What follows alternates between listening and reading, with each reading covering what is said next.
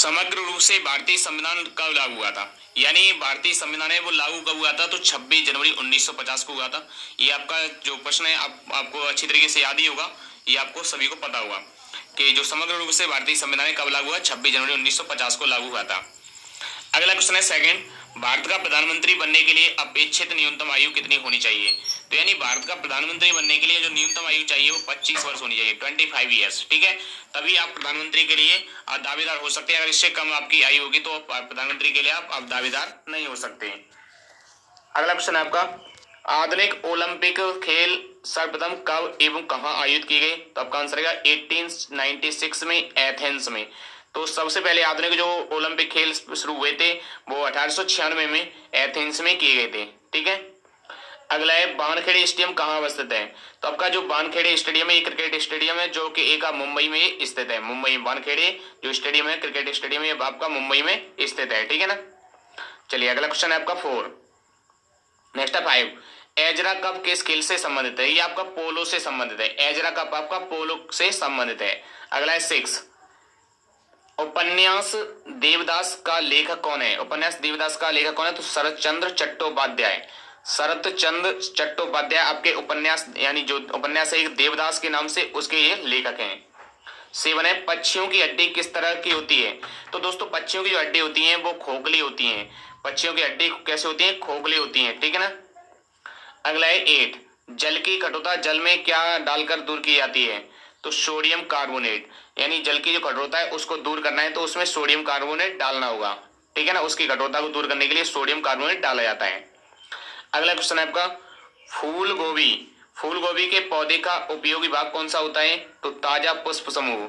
यानी ताजा पुष्प समूह होता है वो फूल गोभी के पौधे का जो भाग खाने योग्य होता है, उपयोगी होता है। नेक्स्ट है 10, देवा शरीफ उत्तर प्रदेश में कहाँ स्थित है? देवा शरीफ आपका ये बाराबंकी में, उत्तर प्रदेश के जिला बाराबंकी, डिस्ट्रिक्ट बाराबंकी में ये स्थित है। नेक्स्ट है 11, भारत सरकार द्वारा बालकों के कल्याण के लिए बाल नीति की घोषणा कब की गई? तो ये 1974 ईस्वी में की गई थी। यानी भारत सरकार द्वारा बालकों के कल्याण के लिए जो बाल नीति की घोषणा की गई थी वो 1974 में यानी 1974 में।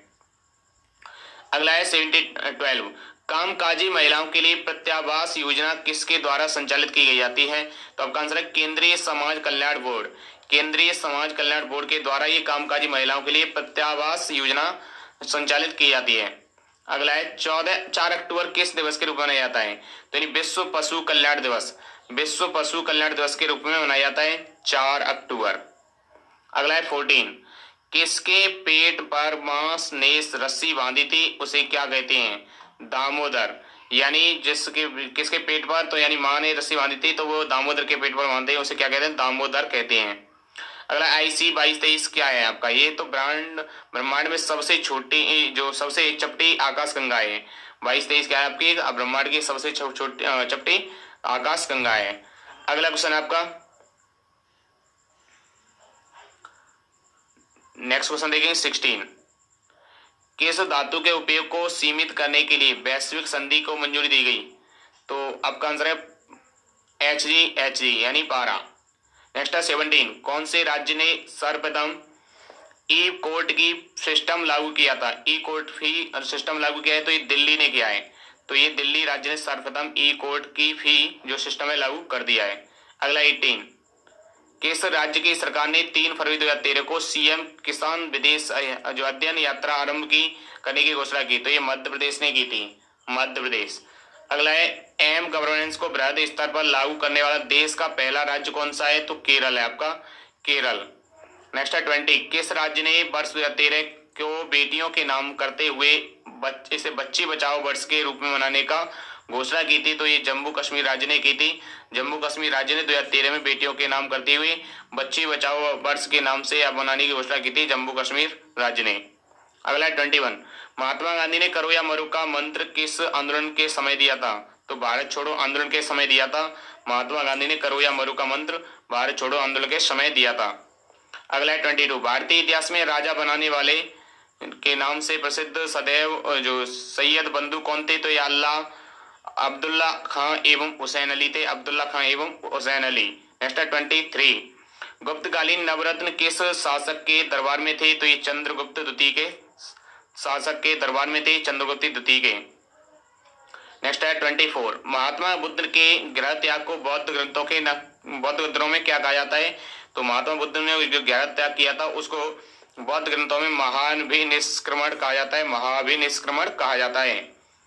नेक्स्ट है 25, सिकंदर एवं पोरस के बीच हुए 326 ईस्वी पूर्व का युद्ध किस नाम से जाना जाता है? तो बितस्तवा या झेलम का युद्ध के नाम से जाना जाता है। अगला है 26, सांची के स्तूप का निर्माण किसने करवाया था? तो ये अशोक ने करवाया था। नेक्स्ट है 27, कर्नाटक का प्रमुख लोक नृत्य कौन सा है? तो यक्षगान है आपका।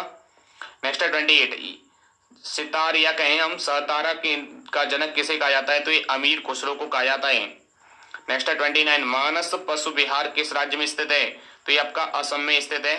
मानस पशु विहार आपका असम में। दोस्तों आपके इंपोर्टेंट प्रश्न है, सभी पार्ट देखते रहिए।